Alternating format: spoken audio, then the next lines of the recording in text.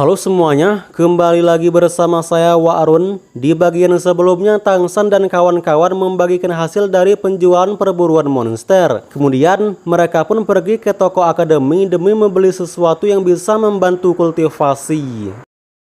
Cerita berlanjut dengan diperlihatkan akan sekelompok murid akademi yang datang untuk berbelanja. Guru Yu yang merupakan penjaga toko, ia menyarankan agar mereka semua segera membeli barang yang mereka butuhkan secepat mungkin.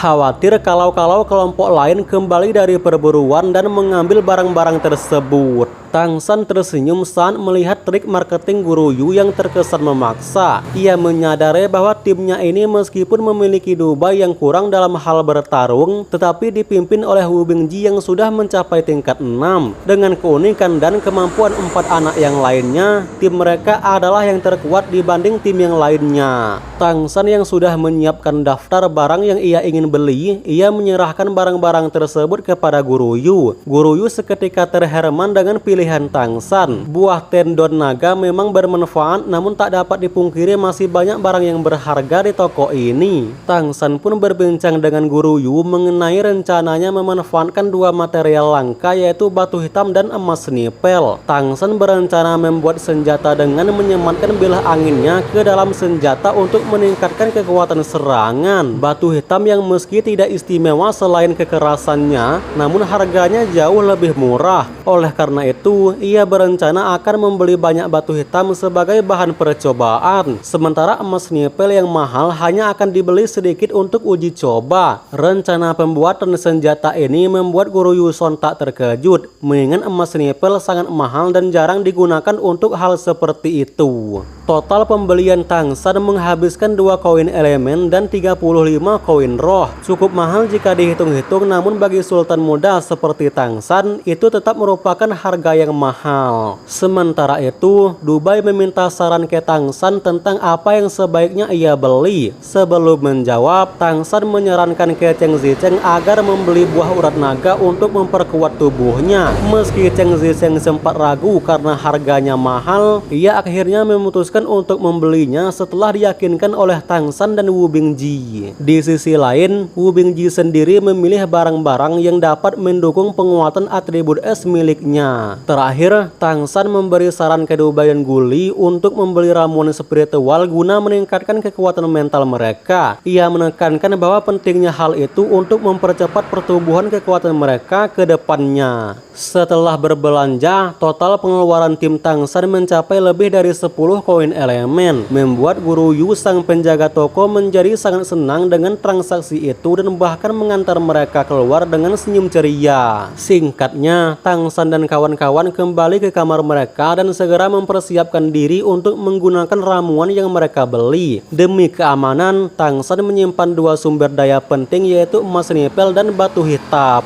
Dijelaskan bahwa buah tendon naga yang ia peroleh adalah sumber daya berkualitas tinggi yang sangat cocok untuknya saat ini. Ramuan itu dapat memperkuat meridian tubuh, menstabilkan kultivasi, dan mempercepat pertumbuhan fisik. Ditambah dengan daging monster yang dibawa pulang, Tangsan yakin bahwa tubuhnya yang masih kurus ini akan segera menjadi lebih kuat. Sekarang, ia benar-benar sadar bahwa sebelum dapat menembus batas kekuatan dunia ini, tubuhnya harus cukup kuat untuk menahan energi besar yang ia miliki. Meskipun di kehidupan sebelumnya ia adalah Raja Dewa, pada usia 9 tahun seperti sekarang, bahkan mencapai tingkat 3 saja itu sudah luar biasa. Namun, karena kemampuan Xuan Tiangongnya, ia bisa berkembang lebih cepat. Meski begitu, pertumbuhan tubuhnya belum mampu menyusul perkembangan kultivasi, dan itulah yang kini ingin ia perbaiki. Tangsan tidak terburu-buru mengambil buah tendon naga karena masih memiliki waktu 3 hari. Sebaliknya, ia memutuskan untuk menggunakan anggur safir yang sebelumnya ia beli. Safir anggur ialah tanaman monster tingkat 2 yang dengan tampilan unik, berwarna putih kebiruan dan teksturnya seperti batu giok. Tak lama, Tang San menyimpan benda tersebut di dalam sangkar. Meskipun hanya monster tanaman yang lemah dan belum memiliki kesadaran spiritual, tanaman ini terkenal karena ketangguhannya yang luar biasa, yang mana ia dapat bertahan hidup hanya dengan air dan sinar matahari tanpa menunjukkan rasa sakit.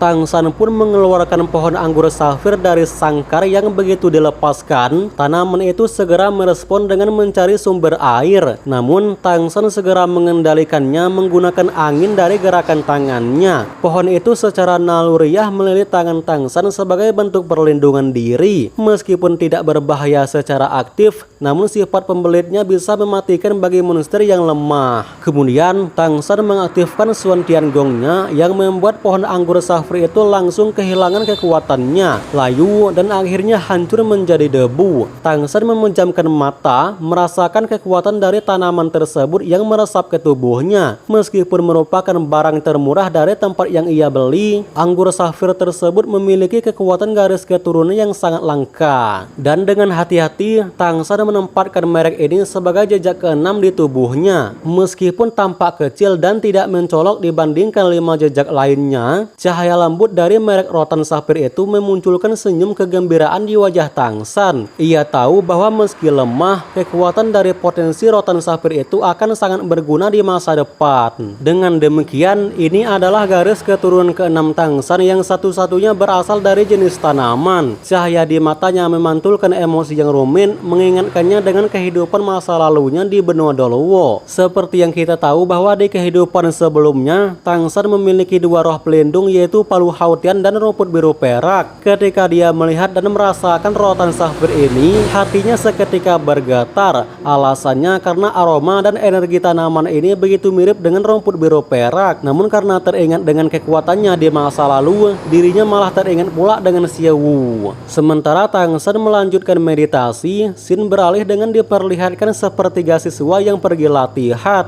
Tak lama setelah itu, Tang San yang baru selesai bermeditasi, ia menemui Guru Yu dan meminta izin untuk pergi ke kota pada sore hari. Guru Yu pun langsung menyetujui dengan tanpa banyak nanya. Ia hanya berpesan agar Tang San berhati-hati saat di kota dan tidak memamerkan kekayaannya. Dengan kultivasi Tang San yang sudah di tingkat 6, membuat dirinya tak memerlukan pendamping lagi. Di akademi, posisinya kini hanya di bawah Wu Bingji, dan bahkan dulu saat dia masih di peringkat 5, mereka pernah bertarung imbang. Setelah makan siang dan menyelesaikan kelas teori, Tang San segera bergegas turun dari akademi. Tentunya ada 2 alasan yang mendorong langkahnya. Pertama, ia ingin minum teh susu. Kedua, tentu saja ingin bertemu dengan Mei Gongziku, QQ. Tanpa berpikir, ia berlari menuruni gunung sebelum memasuki kota Kerry. Dijelaskan bahwa setiap kali dirinya hendak bertemu dengan gadis itu, perasaan campur aduk di antara gembira dan gugup muncul di benaknya. Langkahnya pun makin cepat hingga pada akhirnya saat matahari mulai tenggelam, ia pun sampai ke toko teh susu Mei Gongzi. Namun langkahnya seketika melambat ketika matanya tidak menemukan sosok yang ingin ia temui. Ya, di balik konter hanya ada pelayan kecil dan seorang wanita muda yang merupakan ibu Mei Gongzi. Kekecewaan mendalam pun membanjiri hatinya. Harapan yang semula membuncah kini semuanya sirna. Ia berdiri terdiam kehilangan arah, lalu perlahan mundur ke bawah pohon yang biasa ia datangi. Di sana ia duduk memandangi toko teh susu tersebut. Ketika malam semakin larut dan toko juga tak memperlihatkan sosok Mei Gongzi, Tang San menyadari bahwa harinya akan berakhir tanpa melihatnya. Oleh karena itu, ia akhirnya memutuskan untuk mengantri membeli teh susu. Saat gilirannya tiba, Tang San memesan 14 cangkir sekaligus. Saat membayar, ia bertanya dengan hati-hati, mencoba menyembunyikan niatnya bahwa waktu itu ada kakak perempuan yang memberinya teh susu. Jadi, kenapa hari ini ia tidak ada? Sukin yang merupakan ibu Mei Gongzi, ia sedikit terkejut sebelum menjawab dengan senyum bahwa Xiaomi pergi ke sekolah. Kalau sedang libur, dia akan datang untuk membantu.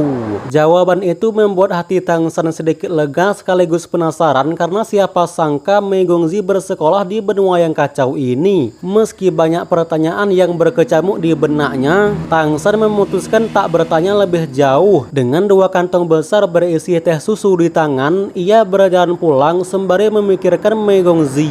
Diketahui bahwa Tang San sudah 3 kali mengunjungi toko teh susu itu, namun belum pernah melihat seekor monster pun yang membuat keributan. Sehingga dari sini Tang San pun mulai menyadari bahwa latar belakang Mei Gongzi benar-benar tidak sederhana. Sekembalinya Tang San ke akademi, ia disambut oleh Guru Yu sehingga tanpa ragu Tang San memberikan teh susunya. Guru Yu sontak terheran sebelum bertanya apakah Tang San membelinya di sana. Tang San mengangguk dan menjelaskan bahwa ia hanya berjalan-jalan dan melihat banyak orang mengantri. Jadi, ia memutuskan untuk membeli beberapa cangkir dan membaginya kepada semua orang. Guru Yu tersenyum dan memuji kebaikan Tang San. Setelah membagikan teh susu kepada semua orang, Tang San lalu pergi di kediaman sang guru sembari membawa 1 cangkir teh susu. Saat mengetuk pintu, suara Zhang Haosuan terdengar yang bertanya siapa itu. Ketika Tang San menjawab, Zhang Haosuan langsung membuka pintu sebelum bertanya kenapa pula Tang San datang malam-malam begini. Tang San menggelengkan kepala lalu menyerahkan teh susu dan berkata bahwa ia baru saja kembali dari pusat kota dan ingin membagikan minuman itu kepada semua orang. Zhang Haosuan tersenyum lalu bertanya tentang buah tendon naga yang sempat dibeli Tang San. Ketika Tang San mengatakan bahwa ia belum memakannya, Zhang Haosuan mengingatkan agar mengonsumsi buah itu dengan hati-hati karena khasiatnya sangat besar untuk memperkuat meridian dan organ dalam. Ia menekankan bahwa pentingnya mengendalikan kekuatan obat agar manfaatnya tidak sia-sia. Tang San mengangguk sebelum mengatakan bahwa sebenarnya ada sesuatu yang dirinya ingin meminta bantuan dari sang guru. Ketika Zhang Haosuan bertanya, Tang San berkata bahwa kemampuan jarak dekatnya lumayan buruk. Jadi, ia memikirkan cara yaitu ingin membuat senjata untuk pertahanan diri. Zhang Haosuan tentu terheran